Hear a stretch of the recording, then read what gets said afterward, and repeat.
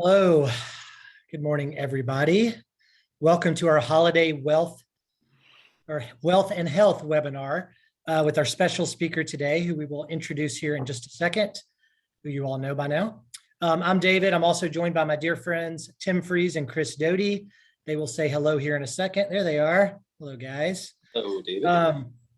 With the holidays coming up, we thought that it was a great time to hear from Michelle again, so that we can all be aware of our bodies and nutrition during the time of year when it is so easy to forget. So Michelle Norris, she's part of our family now. As many of you know, she's actually our official VIP client nutritionist, which means you have access to her. So if this is something on a side note that you're interested in, you have personal questions for Michelle that maybe you don't feel like asking during today, email me, Chris, or Tim, and our teams will connect you directly with her on us. We're happy to do that. Also, during the webinar today, there's going to be Q&A. So at the bottom of your Zoom screen, you should click the Q&A section. You can ask questions. We'll do our best to answer either during her presentation or more than likely towards the end. We'll do our best to get all of your questions answered. Also, there's going to be some pop-up polling questions that we built in. So those should pop up on your Zoom screen and you'll be able to, it should be pretty self-explanatory, so you can participate there. And with that, Tim, take it away, bud. Yeah, cool. Greetings from the North Woods.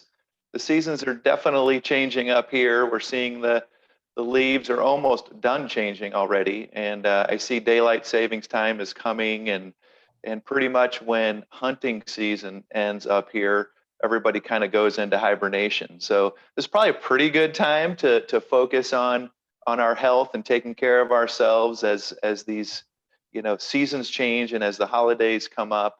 And I was thinking about the topic today, and one of the common things we're hearing in our client meetings is fears of inflation, and a real fear. And I thought very timely with this topic, because of course we're all worried about our inflated waistlines going into the seasons. I like it.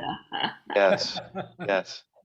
So Chris, that was my attempt at a little bit of a dad joke, on your behalf. That was awesome. I'm gonna have to rate that one like a solid 8. Oh, thank you. But, but it is a real fear, so we don't want to make light of it. And I just want to confirm on the sort of market update of this too is, it's something that Chris and David and our investment teams are getting together with money managers and some really smart people that are keeping an eye on things. So I want you to rest assured that it is a topic on our mind as well, and we're doing things in the background underneath the hood to make sure that we're prepared in the event that inflation does become a much bigger issue in the future. So we'll let Michelle handle the inflation on the waistline. Yes, exactly. That's her lane. I appreciate that. Thanks, Tim. I appreciate that as well. Yeah, we spend a lot of time on what you hired us for, which is retirement planning or planning for investments. I mean, it's what we do. It's the base for what we do, but make no doubt about it. We care about the whole person. So as we look at this, Genty, we call it plan it, live it, give it. This is part of the live it side of the equation. We want to make sure that it's not just living a life with money, but it's also quality. So as we bring Michelle, as we bring, David, Tim, as we have the whole group together, our goal is to help you with the whole life. Some of you may love it.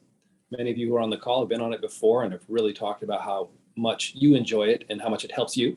So our goal is to continue to bring that to you with partners like Michelle that can give you a different perspective and give you access to somebody you probably didn't have access to. So as we continue to meet people like her, we want to bring them to you to see if it can enhance your life, maybe add something to you. So that's really what we're interested in. Yep. Michelle? All right, cool. Right. Thank you guys so much. That was quite an introduction. I appreciate all of you being here today. I'm really excited to be back and talk to you about a healthier holiday season. This is kind of a crazy time for all of us. And today we're going to get outside of, I know in the past we talked strictly about nutrition. Today we're going to go a little bit into the exercise piece and a little bit into the mental wellness piece, because it all does go together, just like the financial wellness piece. That's why I'm here. And so there's many different aspects to your health, and so we're going to touch on those today. I'm going to go ahead and share my screen. You guys yell at me if you can't see those slides. Loading. All right. Okay. Yell at me if you can't see them. If you can, then you don't have to say anything. All right. So I want to start us off with, just like the boys like to start off with a joke. I'm going to start off with my comic for today. I hear this all the time when I'm working with individual clients. They come find me in January and there's like, I put on a little weight over the holidays, but I think it's mostly water. I wish it were mostly water. That would be really easy to get rid of.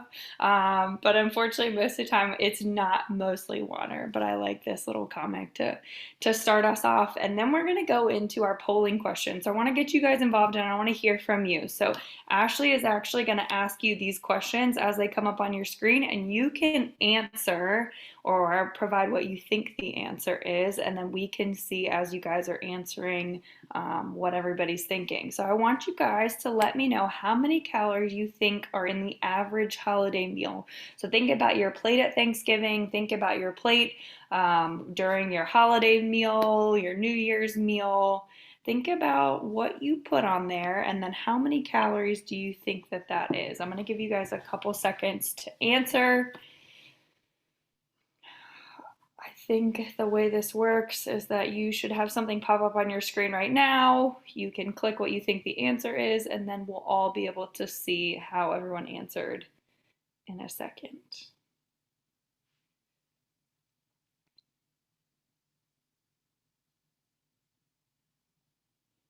Ashley, let me know if you, I don't know if I see the answers too, maybe.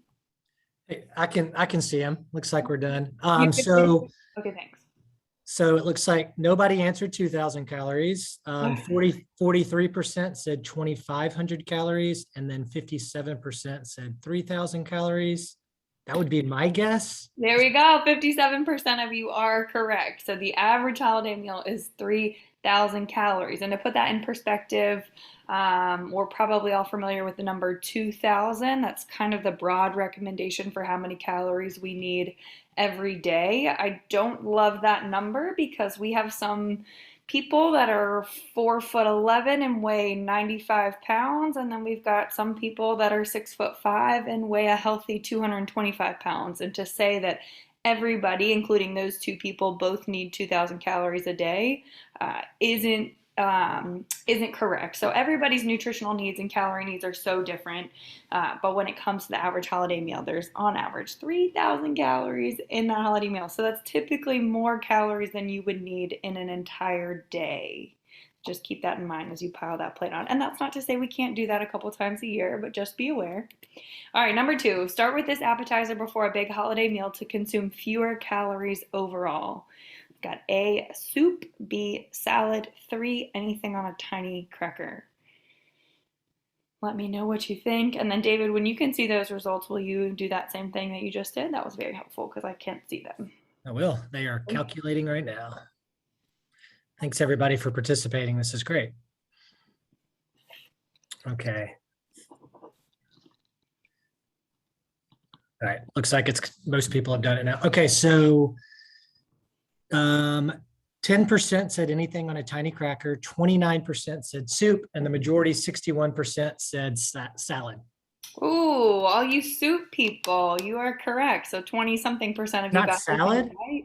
Not salad. Wow. And this was done by a study. A study confirmed this at Baylor College of Medicine in Houston, found that people who consumed a bowl of hot soup before a meal ate less, lost more weight, and kept it off longer.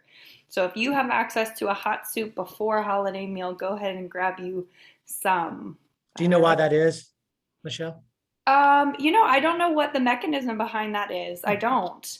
I can look more into that and provide that for you guys. Very interesting. Okay. Yeah.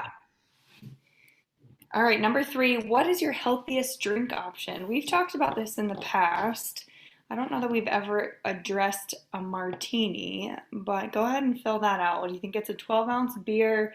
And that would not be an IPA. That's kind of a middle-of-the-road average, like Bud Light type beer.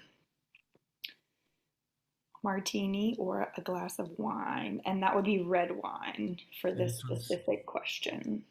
This one's pretty close. All right. Like a lot of participation on this one. Yeah. I jumped in. I got everybody's attention. Good. So the lowest 6% said beer, but the martini was 36% and glass of wine was 58%. All right. Yes. Very good, guys. So a glass of wine would be correct. And we're talking about red wine. So Yeah. especially when you look at the calorie count of these, a glass of red wine is 114 calories. That's 6 ounces, 38 in a 12-ounce beer on average, and then 149 in a traditional martini. Okay. And even within that red wine, you've got some health benefits. So there's a bunch of antioxidants. And there's some research out there that says 1 glass a day might even lower your risk of a heart attack, help you prevent blood clots, and reduce blood vessel damage by fat deposits, those triglycerides. Okay, so that's not 10 glasses a day. There isn't like a more is better phenomenon happening here, just 1 per day. Hear me when I say that, okay? All right, number 4, how much does the average person gain between Thanksgiving and New Year's Eve? 2 pounds, 4 pounds, or 6 pounds? I don't see 20 pounds on there, Michelle. Thankfully, I think the survey's broken. I could have done how much did the average person gain during COVID? And then that Too soon, too sensitive probably for everybody. Oh gosh. All right, this one's pretty close.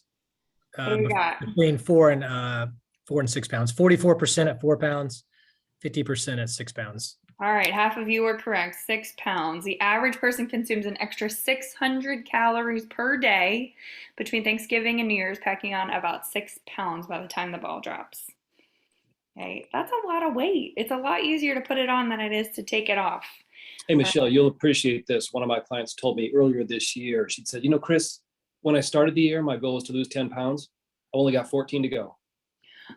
Oh, gosh. So Okay. I figured I'd share that with you. It's Thank a great you. Yeah, I like that optimism. Have that person reach out to me. I would love to help them with that goal. All right, so let's get into these tips. Number 1 is save the sweet stuff for the parties, okay?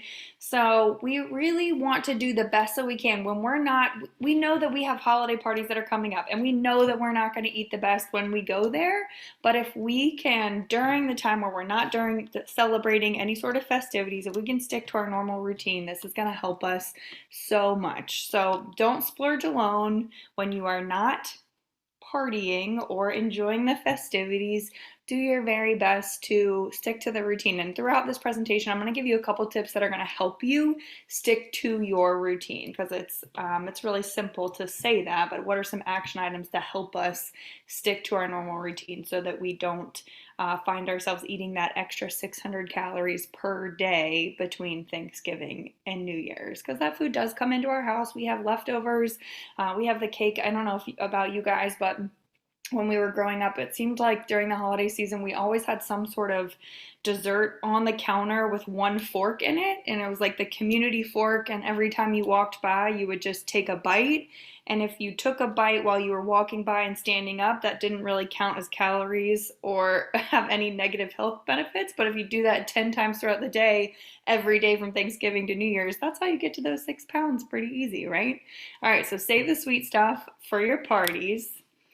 Number 2, be that guest. I love this one. So when you guys are going to your holiday parties, or maybe you're hosting something, try and be the guest that brings something healthy. And you might think that people won't appreciate that or won't eat it. But as the nutrition guru that I am, and I'm always trying to find ways to teach people that healthy eating doesn't have to be gross. I think we've got this idea in our head that if it's healthy, it must taste bad, but that doesn't have to be the case. So every time I go to a party or host a birthday party or make a birthday cake, I try and do it in a healthier way that still tastes good, so I can show people and give people the opportunity to see that healthy food can taste delicious. And so these are some healthy options that you can bring to a holiday party to mix in with all the sugary treats. And I'm telling you, people will really appreciate it. They will consume it more than you probably think that they will. This is my favorite one, actually. On the next slide, I'll go through these really quick. So that Greek salad appetizer, that's feta cheese, the cucumber, olive, and tomato just on a toothpick. Super simple. You can put some balsamic glaze on top, and that makes for a yummy, simple appetizer. Those little pumpkins with that are made out of clementines and celery, those are super festive if you got a Halloween something coming up, or even appropriate, I think, through Thanksgiving. Fruit kebabs, that's a little time consuming. You got to chop up all the fruit and then put them on the actual skewers, but a really beautiful display there that people tend to love. The veggie sticks and hummus, or you could do ranch. Shout out to Primal Kitchen Ranch. I would recommend that one. That's a brand of ranch dressing not made with soybean or canola oil. It's made with avocado oil. All of their line of salad dressings and condiments are super healthy, no sugar added. So you could do ranch dressing in the bottom, or you could do hummus, and then it's just celery sticks and cucumber and their little individual servings. And then you've got your apples with nut butter and yogurt covered raisins right there to make for a fun festive treat. These are not my go-tos. This is actually my go-to when it comes to a festive appetizer. So it's literally just diced up tomatoes, or you can use cherry tomatoes, and you put that on one side of the dish, chop them up, and then on the other side of the dish is chopped up avocado.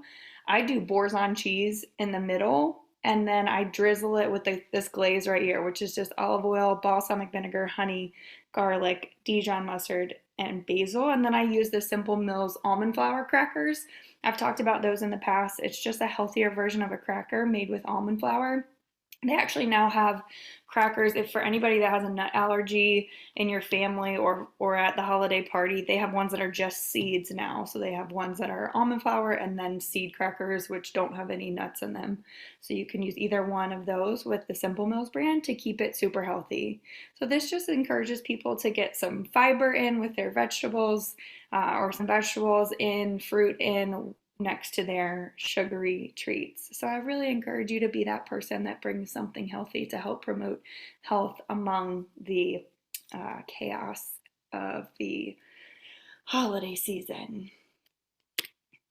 And I think this was in the Gentian newsletter maybe a couple weeks ago, but if you guys want this recipe, it's on the SweatNet recipe section, which you have access to all the time. So I can remind you guys how to get there, or I'm happy to share the link to go out in the recap of this presentation.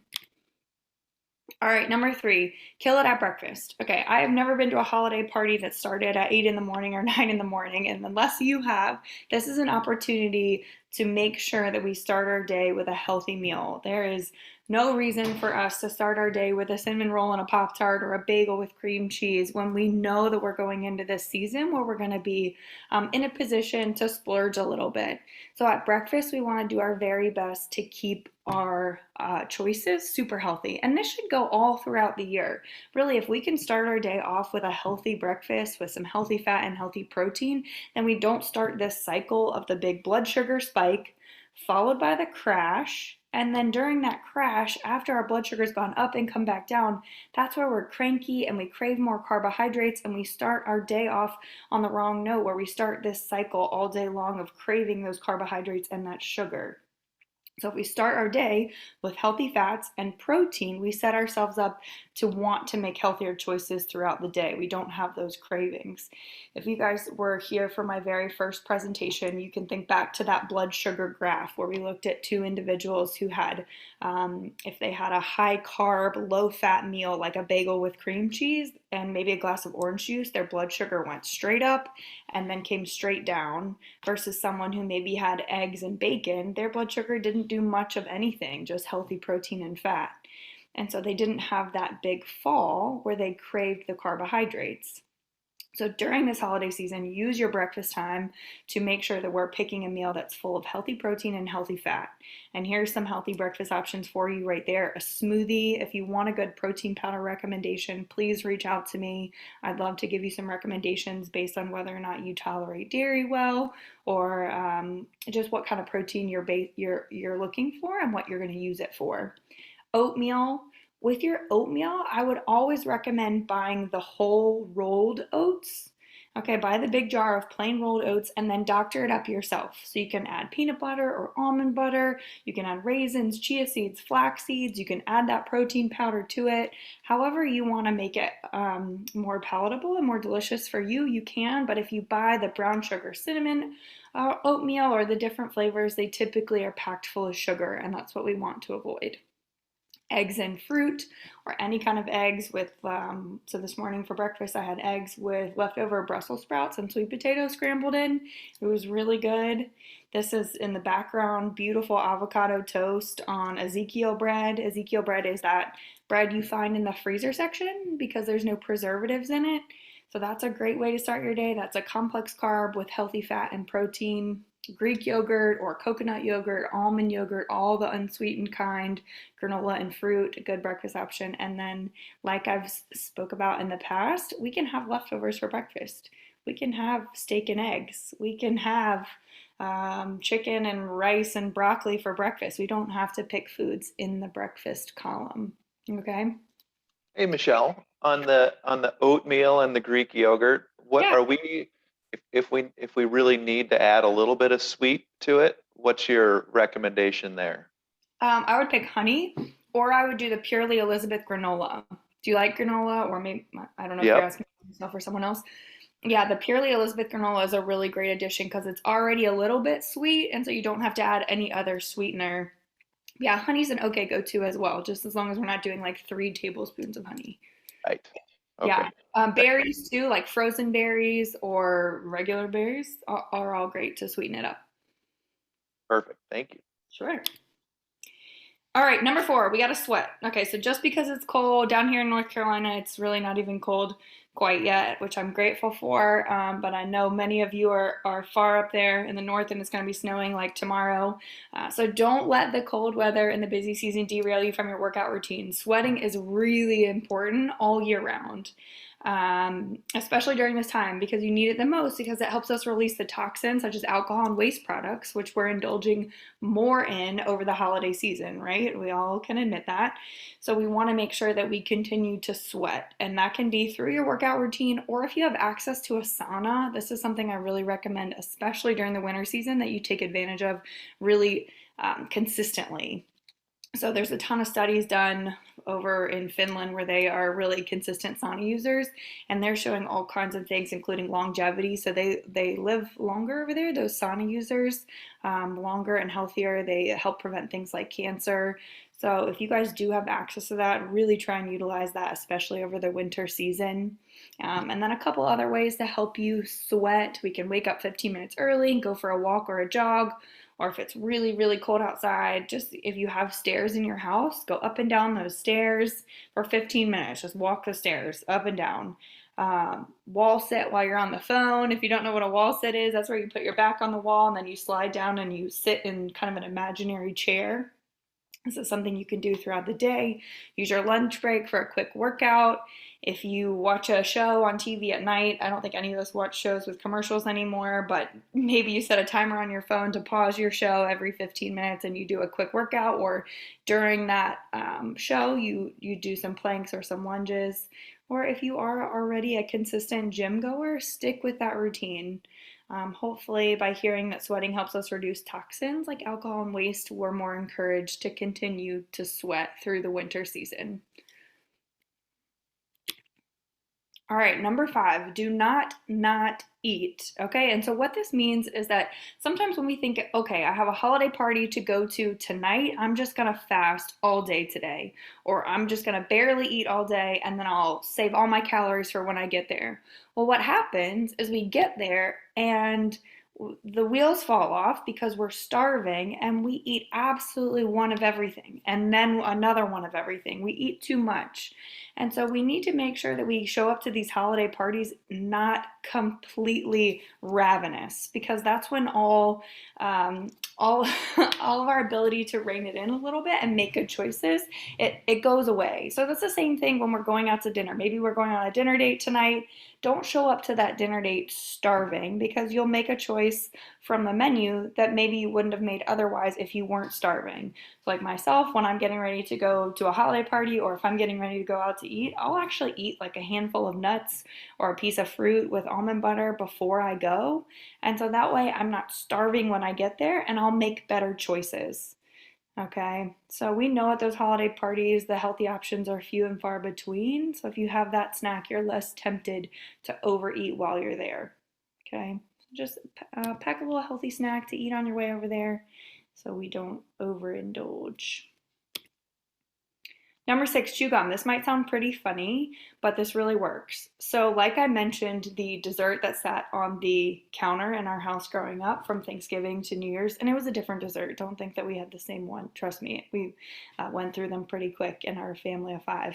But when you're chewing a piece of gum and maybe you're cooking, you're way less likely to taste test your food or eat while you're cooking. Or if you're that grazer where you walk by the kitchen and we've got all the holiday goodies out, you're way less likely to just grab a handful of something or use that community fork and have a bite of brownie or whatever it is.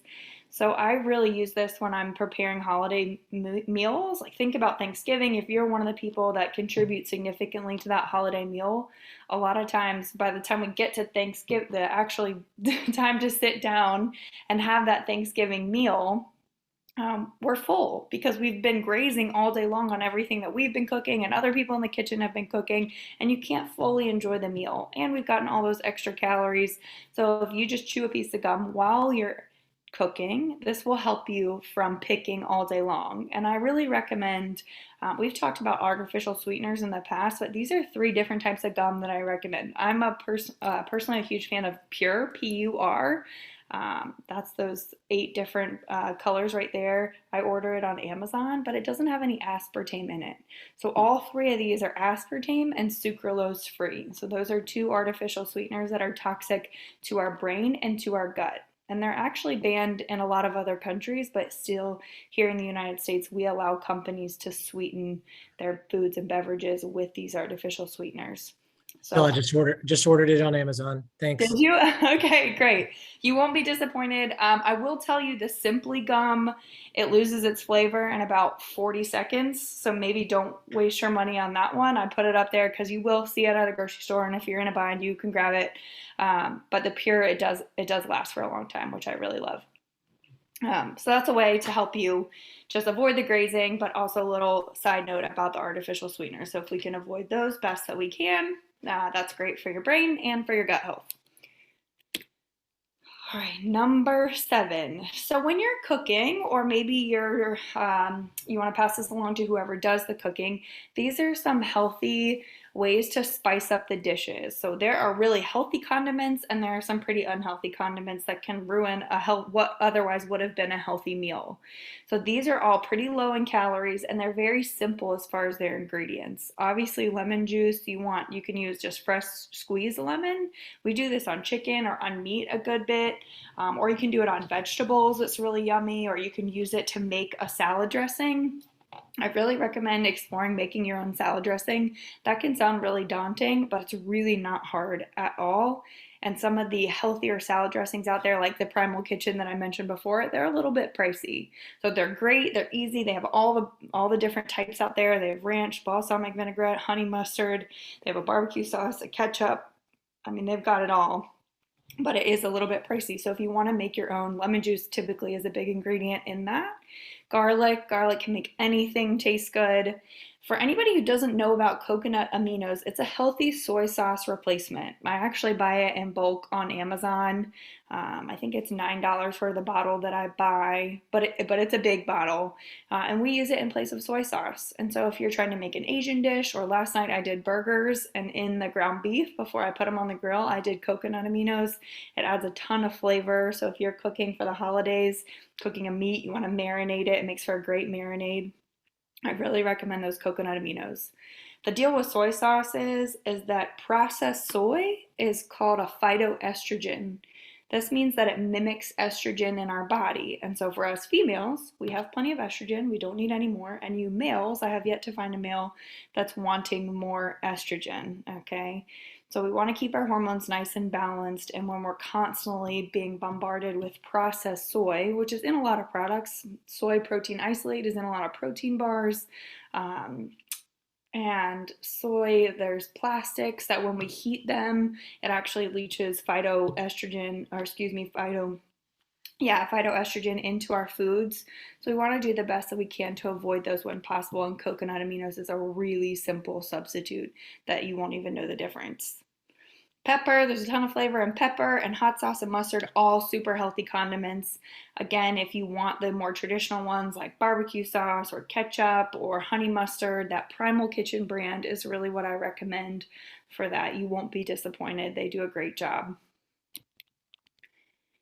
And then this is like 7B. So when you're considering baking, if you're a baker like me, I love to bake. These are some ways to make the baked goods that we make around the holiday season or year round a little bit healthier. So in my pantry right now, you will find almond flour, coconut flour, tapioca flour, and coconut sugar. And with those 4 things, you can make absolutely any sweet treat you want, just in a healthier form. So typically some combination of almond flour and coconut flour, or almond flour and tapioca flour, can replace a regular white or wheat flour that you would use to start a baked good. And then obviously that coconut sugar, that would be your replacement for traditional white sugar or brown sugar. All right, I will give the little heads up that coconut flour and almond flour are not cannot be substituted for one another. So if a recipe calls for 1 cup of almond flour, you cannot use 1 cup of coconut flour. They are very different. All right, so if you want to do a healthier, maybe I do it's a pumpkin coffee cake. And it's made with almond flour and coconut flour. It's so good. You want to use the words when you're typing in to try and get one of those healthier recipes. Use the words paleo or keto or whole 30. Okay, so maybe you want chocolate chip cookies, but you want a healthier version. If you just type in paleo chocolate chip cookies, these are the flours that they will recommend to use, and that will be part of the recipe.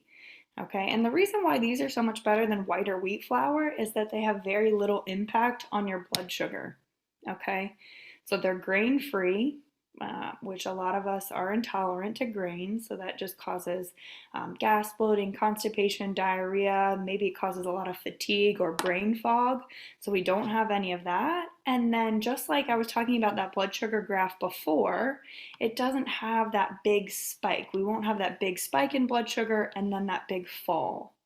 Another reason why we want to avoid that big spike in our blood sugar is because when we send our blood sugar way up, what happens is our pancreas releases insulin, and insulin is the fat storage hormone. So that insulin goes and gets that sugar, pulls it out of our blood, and tells our body to store it as triglycerides or fat. Okay, so that's why sugar is one of the main things that causes a raise in your triglycerides. So if your doctor has told you that you have high triglycerides, 1, take that super seriously, and 2, start paying attention to how much sugar you're consuming or how much you're consuming foods that break down like sugar. Okay, so that's where those grains come in. So white and wheat bread, pasta, bagels, English muffins, tortillas, all that's going to break down like sugar in the body. It's going to break down into glucose, create that spike in your blood sugar. Your pancreas is going to release that insulin, go get the sugar, and then tell your body to store it as triglycerides, aka fat. All right, so these are ways that we can avoid that whole cascade from happening. Almond flour, coconut flour, tapioca flour. Personally, because I bake with them all the time, I buy them in bulk on Amazon. All right, so I buy 5 pounds of almond flour at a time, 4 pounds of coconut flour, and 2 pounds of tapioca flour. It's the cheapest way to do it. It's more expensive than traditional flour, but to me, I always think about it like I'm investing in my health now so that I'm not spending money on maintenance medications for the rest of my life. Maybe when I get, some people, they just they end up on high blood pressure medicine, and they have to pay for it for the rest of their life, or they end up on high cholesterol medication, and that's something that they end up having to pay for the rest of their life, and that adds up over time. And so if we spend it on the front end, invest in our health now, we can prevent having to do that forever, Also, if you are currently on a maintenance medication, you don't have to be. That's a different conversation for a different time, but please reach out to me and I'd love to talk to you about how you can use your lifestyle choices to get off that maintenance medication. Okay, save you some money and help your health. Monk fruit sweetener as well. So if you are trying to do a strict ketogenic diet where you are not trying to have any impact on your blood sugar at all, that's a substitute for sugar, brown sugar, and coconut sugar. Okay, it's a natural sweetener that doesn't have any impact on our blood sugar. You can use it as a substitute. If a recipe calls for regular sugar, you can use monk fruit sweetener, but you need significantly less, like typically about 1/8 the amount. So if a recipe calls for 1 cup of sugar, you would need about 1/8 cup of monk fruit sweetener. It's really sweet. Hey, Michelle, would that be something you could use like an unsweet tea to add some? Yes, absolutely. So if you're a sweet tea fan and you're trying to kick that habit, just make some black tea, which is unsweet tea, and then you can add that monk fruit sweetener. Yep, and a little bit, again, goes a long way. Same thing with green tea, or? Same with green tea. Liquid stevia does the same thing as well. That's not great for baking, but if you are trying to make a drink sweeter, if you want to make homemade lemonade, you just need water, fresh squeezed lemon, and a little bit of monk fruit sweetener or that liquid stevia. Stevia is as good for you as monk fruit. Yep, stevia and monk fruit sweetener are the same. Great. Thank you. Sure. Okay, number 8, the slide everybody's been waiting for. So beware of the liquid sugar. And this is not to encourage you, not to discourage you from ever having an alcoholic beverage ever again, but I just want to show you how much sugar is found in some of these drinks. Okay, so gin and tonic, unfortunately, there's a ton of sugar in tonic, and then the diet tonic is actually sweetened with sucralose. So I would say avoid tonic and diet tonic altogether. Really stick with soda water if you can. So it's not the gin necessarily that's the problem in that drink, it's the tonic. Okay, so if you're a gin fan, that's good news for you. Just see if you can do gin and soda. I know it's kind of a funky combination, but it's going to save you a lot of sugar. And then you can see in that far right column, the percent daily value. Remember in our very first presentation, if you've been with us from the beginning, throughout the course of a day, we want to try and stay underneath 25 grams of added sugar per day. Okay, so on that far right column, that gin and tonic, that'd be 72% of that 25 grams. Okay, so it adds up pretty quick. Cranberry and vodka, same thing here. It's the mixer that's the problem. So cranberry juice, unfortunately, is packed full of sugar. Even if they didn't add much sugar to it, what happens with fruit juice is they strip the fruit juice of fiber.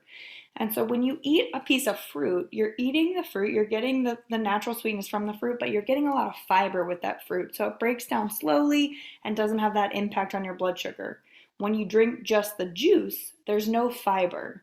So that sugar from the fruit spikes your blood sugar the same as a Coca-Cola would, unfortunately. So that's the problem with that drink. Not the problem, but that's where that sugar comes from. The rum and Coke, obviously the sugar's coming from the Coke. Dry white wine, red wine, Prosecco, those are some of our best options when it comes to holiday drinking. I didn't put tequila on here, but you've heard me say that before. Tequila, mezcal, a couple other great options. Bud Light, not the healthiest, but no added sugar. Eggnog and hot chocolate, as yummy as they are definitely full of sugar as well. So be careful if those are your holiday drinks of choice or if that's what you're feeding to your kiddos. And obviously, depending on the recipe, it can vary a little bit. All right, number 9, focus on your sleep. Do your very best through the holiday season to try and keep your sleep routine consistent. And here's why. So people who consistently don't get enough sleep, which enough sleep would be 7 to 8 hours per night, they have leptin levels that fall. And leptin is a really important hormone that regulates our appetite. So when we have low leptin levels, we actually have an increase in our appetite. So people who are sleep deprived consistently, they want to eat more. And maybe you've noticed this when you travel and you don't sleep as well. You notice that your appetite is bigger, or if you're really stressed about a presentation and you're not sleeping well through the night, you seem to want to eat more. That's because this hormone is causing that disruption within your body. So we want to make sure that we're getting adequate sleep through the holiday season so that we can have a handle on that appetite. A couple other tips about sleep, a little bit unrelated to the holiday season, but a reduction in sleep causes a weakened immune system. Obviously, the holiday season falls around cold and flu season and COVID season, I guess. I don't know. So we want to do our best to keep that immune system in tip-top shape. So sleep is a huge way to do that. To my men on the call, men who sleep 6 hours or less regularly have the testosterone levels of men 10 years older than them.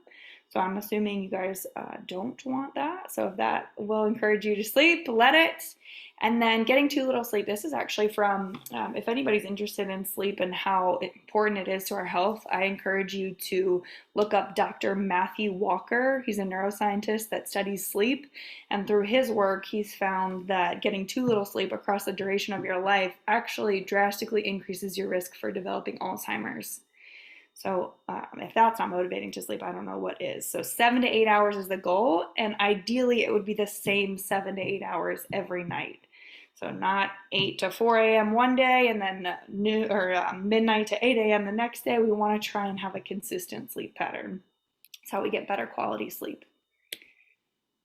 Okay, the holiday food health scale. So if we think about all the foods that we're going to come into contact with on the Thanksgiving table or the holiday meal table, I tried to include them all here, and then we're going to look at them from least worst to maybe the most calorie or sugary filled. Okay, so obviously everybody would guess that the salad and the roasted veggies would be what you should put have the biggest serving of on your plate. When you're thinking about filling that plate, we want the plate to be most full, the biggest piece of that pie chart. If we think about the plate as a pie chart, to be full of the salad or roasted veggies.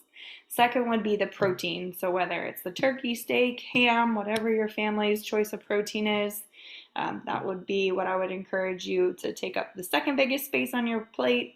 Casseroles are tough because some of them are really, really healthy. Some of them are packed full of, depending on how you make your sweet potato casserole, there could be a lot of sugar in there with the caramelized or sugar coated nuts on top. I have a really healthy but delicious sweet potato casserole recipe. So if you're looking to make your sweet potato casserole a little bit healthier this year, and you can totally dupe your family, they would have no idea that it's a healthier recipe because it's that good. Please reach out to me. I'd love to share it with you. So casseroles fall somewhere in the middle. Then we get to that bread and butter, as delicious as it might be. Bread, like we talked about, it breaks down like glucose in the body, which spikes that blood sugar. Same thing with mashed or baked potatoes. And then we get into those desserts. So those last three columns, if you will, the reason they're over there is because they're breaking down like sugar in the body, creating that big spike in our blood sugar, telling the pancreas to release that insulin and go grab the sugar to store it as fat. And those are the foods that make us want to take a nap after our meal. There is some tryptophan in turkey, so yes, that is something that promotes a state of sleepiness, but also that blood sugar crash about an hour after a meal. That's what's going to come from that bread and butter, mashed potatoes, and those desserts. Okay, so when we think about trying to fill our plate, more of the foods on the left, less of the foods on the right. All right, Michelle, so you're saying the foods on the far right, because I think for us over history in our holiday meals, we had a theme song for the end of that scale for the pie eaters. It was called "Come All Ye Faithfuls." Oh my gosh. Just an FYI, I thought I had to throw that in, but it's kind of one of those things. I know this time of year, I was going to say though, my body seems to want to go into hibernation. So I love things like chilies, things with tons of calories. My body actually craves them more than normal. I don't know if it's much seasonal. Maybe it is in the north, but it seems to be much more common now preparing for winter and through winter than when you're in a warm weather time. Is there any truth to that? Have you seen that before? I have seen that before. Yeah. I'm sure that goes back to kind of like, primal days when we needed to pack on the calories before winter. I'm sure there's some sort of like a biological mechanism going on in our body where we feel the need to store a little bit through the winter, and then through the summer, we can be a little bit lighter. We have more access to food, and, or at least we did back in the day. We have access to way too much food now. But I'm sure there's some sort of biological thing going on there. All right, stick to the homemade goodies. Okay, and here's why. So this is chili, like a soup, and this is like a stew, a beef stew. And the homemade ingredients are on the left, or the homemade recipe, versus the canned ingredients. And you can see the clear difference. When we get to the ingredient list of the pre-made or canned beef stew, we get into things like we've got modified food starch, we have vegetable oil, we have soy sauce, which we talked about as a phytoestrogen. We have caramel color. Caramel color is linked to lung cancer in rats, and it's actually on California's list of potentially toxic chemicals. Sesame seed oil, glutamic acid, xanthan gum, garlic extract, soy lecithin. So some of these preservatives and dyes that we wouldn't put in a homemade food make their way into the canned version. And so even if the homemade version isn't the most healthy food on the planet, maybe you're choosing between a homemade sugar cookie and a store-bought sugar cookie, pick the homemade goodie every time. Okay, no one's putting extra wheat gluten, hydrogenated wheat gluten, or modified food starch, or caramel coloring in their homemade goodie, or an extra preservative, cornstarch of some sort in that homemade goodie. 9 times out of 10, the homemade goodie are all recognizable ingredients versus that canned or store-bought. Okay, I hope that's making sense, but I want you to see the stark contrast between the different ingredients. Those ingredients in the homemade chili or stew, beef stew, you recognize significantly the ones on the can. We get into some ingredients that we want to try and avoid.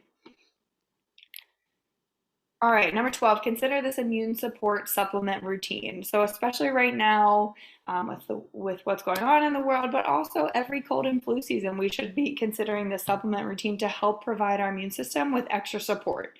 All right, we're going to be seeing family and friends maybe from around the country. They're going to bring their germs. We're more trapped inside a little bit more, so we're just swapping germs a little bit extra. We know that cold and flu rates go up during this time, so if we can give our immune system any extra love, that we absolutely want to take advantage of that. And these 4 supplements, and they all work together, so I would recommend taking them all, really help to provide your immune system with the support it needs. So quercetin is an ionophore. It helps zinc actually get into your cells. So if you're taking zinc without quercetin, you're wasting a lot of that zinc. So absolutely try and take both of these. Thorne is the brand that I recommend, THORNE. Super clean brand, would highly recommend it. And then vitamin C and vitamin D. Vitamin D, because obviously we're limiting our sun exposure, unfortunately, in the winter. And so we want to make sure we're getting enough vitamin D. And vitamin C, we all know that helps with our immune system. So if you guys, yeah, go ahead. Oh, I'm sorry. Michelle, for immune support, is there one of the, whether it's Thorne or Metagenics, one of the kind of one thing you can order that has all this in it? Or just one that's a good immune support kind of? I haven't found one. If you know of one out there and you want to send it to me, I can give you the thumbs up or thumbs down, but I have yet to see one that has all of this in it in adequate amounts. Got it. But if anyone wants to start a business where we do put all of these in one, I think that would be a great business. But you'd only get 1/4. You'd only get 1/4 the sales. That's true. We could charge 4 times as much. Oh wow, you are brilliant. That's Wow. a great idea. Michelle, is there a good or bad time of the day, timing wise, to take these supplements? Does it matter? Tim, great question. Just take it with a meal. Okay, so just with food. All right. Michelle, I've also on that list as well. How about NAC? Sure. Yeah. NAC. NAC is immune supporting. Yeah. Are you taking that right now, Mr. I am. Chris? Good. I am. Okay. That's great. Yeah. Also glutathione, which is kind of a. Yeah. And those are great. I mean, you can take them all the time, but that's really great if you're actually fighting something to give your body some extra support. Perfect. Yeah. Okay, number 13. This is my last one. Don't neglect your mental health. So the last 2 years have been pretty tough. right? We've all been extra stressed. We're kind of being bombarded by the news, by social media with all kinds of interesting, maybe conflicting information. We don't know what to believe. We're a little bit nervous about everything going on. And so our mental health is taken a toll over the last 2 years. And through the holiday season, it can get worse. And so I really want to encourage you to make sure that you're tuning into yourself and thinking about what can I do to help with my stress level in a healthy way through the holiday season. And so I like this picture right here because it shows with the depiction how we get so stressed. And when you think about our stress bucket depicted in the middle here, we're constantly pouring into it a little bit. So whether that's the holiday season, whether it's travel, financial stress during the holiday season, work stress, maybe you're going through a move, maybe you're going through family stress, relationship stress. Sometimes during the holidays, if we lost a loved one this year, that can be a really tough time where we're feeling that a little bit more. So we're constantly adding to our stress bucket. And if we let that overflow, then our stress is going to come out in a way that we don't intend it to. And sometimes we hurt the people closest to us when we let that happen. So we need to think about, how do we open those taps on the bottom? You can see those little taps. That would be a way to let some of that stress out in a healthy way without letting that bucket overflow. So here's a couple ways that we can do that. Meditation. I love meditation. Even just 3 minutes a day has been shown to help improve your sleep and decrease your stress level. There are great apps out there, whether it's Stop, Breathe, and Think, Headspace, Calm. Please check them out. There's free ones on YouTube all the time, but really, really consider taking 3 minutes a day to just sit and be with your thoughts and let somebody guide you through 3 minutes of meditation. There's breath work. I love the 4-7-8 technique, which is essentially you breathe in for 4 seconds, you hold that breath for 7 seconds, and then you breathe out for 8 seconds. So anytime where we're making our exhale longer than our inhale, we're going to stimulate what's called our parasympathetic nervous system. We all live in a state of go, go, go, go, go, and that would be our sympathetic nervous system. Our sympathetic nervous system, if it's always constantly being turned on, we're always in this state of heightened stress, awareness. That was our nervous system that got turned on back in the day when we were being chased by a lion. And so we were constantly, it's that adrenaline rush. And we kind of live there these days because we live in this fast-paced world that's go, go, go. And we don't take time to stimulate that other side of our nervous system, the parasympathetic nervous system, which, think about a parachute that brings you down. So this breathwork technique, all of these, but this breathwork technique specifically stimulates that parasympathetic nervous system to give our sympathetic nervous system a break. Okay, so even if it's just we're going to breathe in for 2 and then we're going to breathe out for 4 seconds, when we double or just make our exhale longer than our inhale, that's what starts to stimulate that parasympathetic nervous system. So I tell people all the time, your breath is something you have on you always. Okay, you never are, hopefully, without your breath. So if you're driving and you're sitting in traffic, or you're standing in line at Target and it's 400 people long, or the grocery store is chaotic, come back to your breath and just breathe in for 2 seconds and then extend that exhale. Maybe you breathe out for 4 or 5 seconds, and that'll start to bring you down, okay, in a calm way. Journal. Michelle, real quick, there was a question that popped in just while we're on the topic. If you're familiar with the Wim Hof method of breathing. Yes. That came from one of our attendees. Yeah. Wim Hof, he is an amazing guy. He's done some incredible stuff with just the power of his breath. And so a lot of his stuff, he does some stuff to excite you, so to heighten you, so to stimulate that sympathetic nervous system and get you going. But he also has breath work that will help. He has all kinds of breathwork techniques. If you want to learn to hold your breath longer, if you want to use the power of your breath to endure really cold thermogenesis is really great for fat loss. That's a whole different presentation for another day, but he uses breathwork to endure really difficult situations, including cold. So if you are interested in the power of your breath, definitely look up the Wim Hof techniques. He's a brilliant human being. Very powerful. Cool. Journal. do some yoga. There's all kinds of free yoga all over YouTube. Pick a 10-minute yoga class, do it at night before you go to bed to help just, again, stimulate that parasympathetic nervous system and calm you down more, get better sleep, better quality sleep. And then I really encourage people to take a break from social media and the news. Turn it off. It's not doing great things for us right now, and the holidays are a stressful time as is. So if we can eliminate the sources of stress in our life that we are able to, then we can better cope with the natural stress that's going to come with the holiday season. All right, and that's all I have.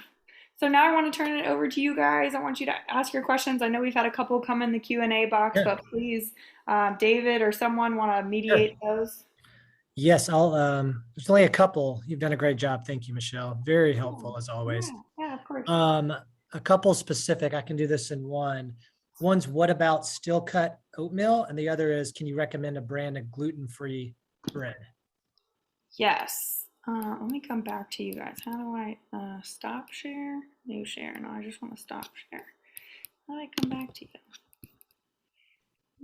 Just stop sharing at the bottom. Yeah, it says new share. Doesn't allow me to stop video. I don't know. More. I don't know. Okay, well I guess you can't see me. Sorry. All right. So the gluten-free bread. What is the one? What is it called? So whoever that is, can you email me, because there is one. It's a nut-based bread. Udi's is okay. They're not my favorite. I make a paleo English muffin that's really good. It takes 15 minutes. There's no yeast. It doesn't have to rise for 24 hours or anything like that. And I make them for like hamburger buns. And then David has a claim. I make those too, and I text Michelle. It took me 2 or 3 times to Oh, there you get are. it right. Okay. I do Okay. them all the time now for sloppy Joe. All your Good. different recipes are great. Okay, so I started adding cinnamon and raisins, and I've been making like English muffins, and I'll put Kerrygold butter on them in the morning. I'm 7 months pregnant, everyone, and I crave carbohydrates, but I'm trying not to eat too many carbs. So that's a way to like have a lower carb version of an English muffin. But those are both gluten-free. So whoever that is, email me, and that other brand that I really love will come to mind. And what was the other question? Part of that It was question? still cut oatmeal, but real fast Steel on cut oatmeal bread. free, yes. So Dave's bread, I know Dave's bread is not gluten-free, but Correct. is it, compared to all the other options, is it a really solid bread for people who are still going to eat bread? Yes, Ezekiel would be like gold standard, the best, and then Dave's Killer Bread is the next best. Okay. Yeah. All right, Dad, you hear that? All right. Still cut oatmeal, Michelle. Yeah, steel cut oats are great. Absolutely, that's right up there with rolled oats. Perfect. Michelle, there was a question about the supplements you recommended and what dosage. I think we often hear about the supplements you should have, but not the dosage that you should take. So with Thorne, it'll give you the recommended dose on the bottle. I tell people all the time, just follow that. Okay. If you're going to buy another brand, just shoot me an email of what the brand is, and I can let you know whether or not that dose is appropriate or not. But typically, if you're buying a good quality supplement, the dose they recommend is safe to follow. Unless you're feeding it to your kids, then that's a whole different conversation. Somebody just made a comment, come to Quantify Fitness if you're in Nashville. I go there. That's relevant because Chris, that's where I started doing the Vasper machine. And I know, Chris, that's something we share in common. So that is a good place to go in Nashville if anybody's ever interested in the Vasper machine. Side note. Melissa from my office asked if it was Canyon Bakehouse bread. That sounds. Hold on. Never heard of that. Let's see. Someone asked me about it before on here. Yes, that's it. Thank you so much. Whoever said that. Yes, Yep. Canyon Bakehouse. I'm gonna write that down. Do you have to put that like in the freezer or the fridge? How does that work? I've never actually personally bought it, but I've just studied the ingredients and they're clean. So if you have used it before, someone chime in. We always keep our gluten-free bread in the freezer and take it out and toast it. Just take it out directly from the freezer. Okay. Then it lasts longer. Yeah. Makes sense. Oh, no need to put in fridge freezer. Okay. Oops. Thoughts on using I don't know if we answered this. Thoughts on using fasting mimicking diet between holiday meals? Yeah, for sure. I think that's great. Again, as long as you're not showing up to that holiday party ravenous and you're going to make some bad choices, I think the fasting mimicking diet is a great thing to utilize. Great. Anything else? That, I believe, is all of the questions. Tim, Chris, you have any more you can That think was of? excellent. The content on this one was just so good and timely. Michelle, thank you. You're so welcome. Look forward to sharing it with the folks that weren't able to join us live Yep. too. So we'll get her put on the websites as soon as possible. We will. We'll send out an email to everybody so you have a replay if you want to send it to friends and family, or just use it as a reminder as we get closer to the holidays. And thank you, everybody, for joining and sharing and showing interest in this topic. Michelle, thank you so much. Yeah, Yeah, thank Michelle, you guys so much awesome for having us. When is Yeah. your due date? When's your due date, Michelle? I'm due January 7th. Nice. It's a great one day late would be perfect. One day late. Is that your birthday? It is. Yep. Okay, That's actually okay. it. I'll see what I It's a can for baby holiday. you that. Okay. It's a national holiday in my house anyway, just as But here's a good one. A client told me one time, you guys, and thank you so much for helping us with our good health. They said good health is the slowest way to die. I like that. Okay, perfect. It was a really good statement. I thought that was kind of gruesome, but they said it made some sense. But I totally appreciate you really we don't get an owner's manual with this body. A lot of us live 50, 60, 70 years without ever going through this. So thank you tremendously for helping us understand it more. I really appreciate that. Yeah, thank you guys for having me. Thank you so much. Thanks, Happy guys. holidays, Bye. everybody. Talk soon. Bye, guys.